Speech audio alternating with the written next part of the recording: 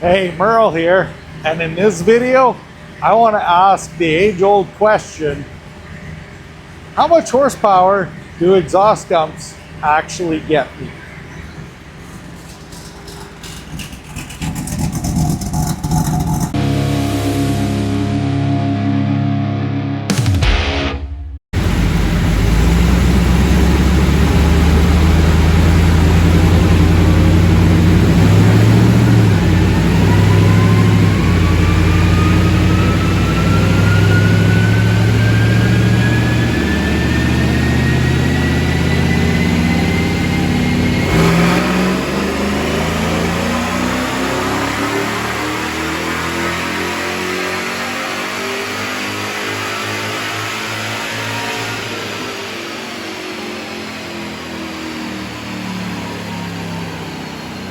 Okay, I have in my old beater truck, this is my daily piece of junk.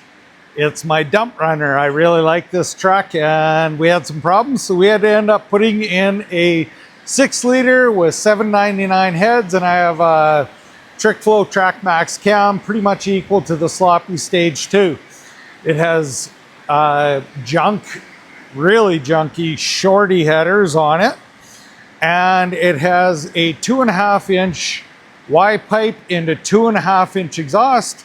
And I threw on, right where the Y joins together, a dump valve. I'll show you that in a little bit. And I have it tuned, and it is right now tuned for that open exhaust. We'll take a look at the dyno screen.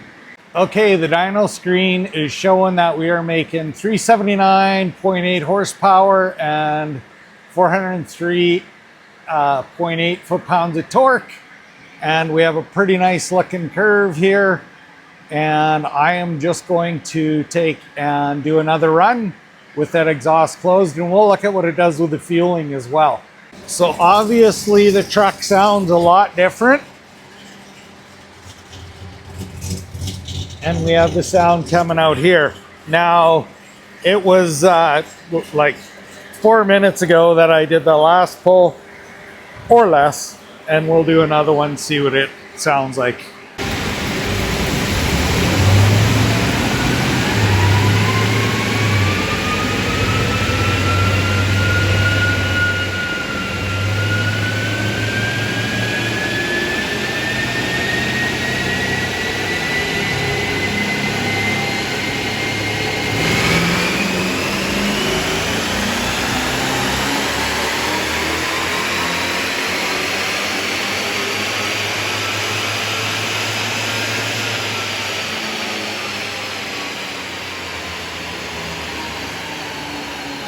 That is pretty almost an overlay, but usually they're a little closer, but you can definitely see in the curve that we did end up getting a little bit of laydown in that. So, but I'm shocked. I mean, this is not a big horsepower engine, but 2.5-inch single exhaust isn't really restricting this a whole bunch.